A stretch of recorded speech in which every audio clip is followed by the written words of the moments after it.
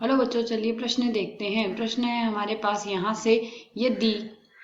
y बराबर हमारे पास log 1 plus x minus 2x बट्टे 2 प्लस एक्स है, जहाँ x का मान 1 से बड़ा है, तो अपने संपूर्ण प्रांत में एक वृद्धिमान फलन है। हमें यहाँ से यह सिद्ध करना। तो यहाँ से इस प्रश्न को करने हेतु हमारे पास यहाँ से हमारी मुख्य अवधारणा कार्य करेगी। मुख्य अवधारणा यहाँ से हम रखेंगे, यदि हमारे पास f(x) कोई भी फलन है तो f(x) वृद्धिमान फलन है। f(x)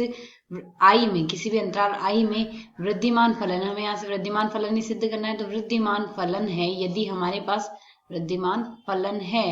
यदि हमारे पास f का अवकलन जो x के सापेक्ष होता है, f डैश x का मान i में f dash x greater than 0 आ जाए, अर्थात धनात्मक आ जाए i में। यहाँ से यह हमें अंतराल i के अंदर यदि यह 0 से बड़ा आ जाए, 0 या 0 से बड़ा आएगा, तो उस स्थिति में यह वृद्धिमान फलन होगा। तो यदि हम इस प्रश्न के अनुसार देखें, हमें यहाँ से y बराबर f(x) जो फलन दिया गया है वह दिया गया है log 1 प्लस एक्स दिया गया है, माइनस में दिया गया है 2x, बट्टे में हमें दिया गया है 2 प्लस एक्स, और x का मान हमें परिभाषित करके दिया गया है -1 से बड़ा ही होगा, क्योंकि उसके अगर x का मान -1 से कम होगा तो log 1 प्लस एक्स परिभाषित नहीं होगा। तो हमने यहाँ से इसका अवकलन करना है। तो अवकलन करने हेतु यहाँ से हमारे पास अवधारणा काम में आएगी। यदि हमें log x का अवकलन करना हो, x के सापेक्ष, तो मान आएगा 1 बट्टे एक्स। इसी प्रकार यदि u बट्टे v फलन का हमने अवकलन करना हो तो इसका मान आएगा u का अवकलन v ऐसा कैसा माइनस v का अवकलन u ऐसा कैसा, बट्टे में आएगा हमारे पास v स्क्वायर। तो यदि हम इसी अवधारणा के अनुसार सरल करें तो log 1 प्लस एक्स है, तो dy बट्टे dx बराबर क्या आ जाएगा, log 1 प्लस एक्स का अवकलन करेंगे जो कि बराबर आएगा 1 बट्टे 1 प्लस एक्स आ गया,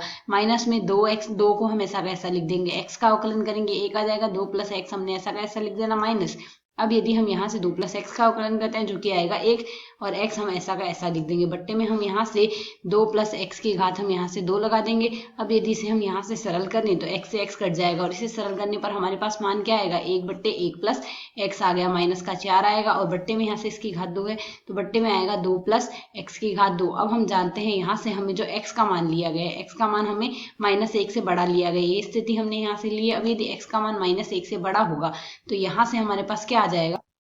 यदि x का मान -1 से बड़ा होगा, अर्थात यहाँ से -1 बट्टे 2 भी आ सकता है, तो उस स्थिति में यहाँ से यदि इसका हम पक्षांतरण कर दे तो x प्लस 1 का मान हमारे पास 0 से बड़ा होगा। x प्लस 1 का मान यदि धनात्मक है तो 1 बट्टे 1 प्लस एक्स जो आएगा वह भी हमारे पास धनात्मक ही आएगा, अर्थात यह जो पद आया वह हमारे पास धनात्मक आ जाएगा। ठीक इसी प्रकार यदि हम यहाँ से इस पद को देखें तो यहाँ से हमें पता है किसी भी x के लिए फिर एक्स स्क्वायर होगी, ये एक धनात्मक राशि आएगी, तो यह मान भी हमारे पास यहाँ से धनात्मक ही आएगा, क्योंकि x का मान -1 से तो बड़ा है, तो यहाँ से यह मान भी धनात्मक ही आएगा। अब यहाँ से इन दोनों का जो अंतर बनेगा हमारे पास, उस अंतर को भी हम यदि यहाँ से सरल कर ले तो यहाँ से लघुत्तम लेके यदि सरल करेंगे 2 प्लस एक्स का वर्ग आएगा, जिसे हम सरल करके लिख सकते हैं 4 प्लस एक्स की घात 2 प्लस 4 एक्स आ जाएगा, और माइनस में हमारे पास 4 आ जाएगा, बट्टे में हमारे पास यहाँ से राशि बनेगी 1 प्लस एक्स, गुणा में बनेगा हमारे पास यहाँ से 2 प्लस एक्स की घात 2। यदि हम यहाँ से सरल करें +4 -4 आपस में कट जाएगा, और यहाँ से यदि हम सरल कर ले तो यह पद हमारे पास यहाँ से एक्स स्क्वायर प्लस 4x आ जाएगा, एक्स स्क्वायर प्लस 4x बन गया, और बट्टे में हमारे पास यहाँ से राशि क्या बन रही है, बट्टे में हमारे पास यहाँ से राशि बन रही है 1 प्लस एक्स,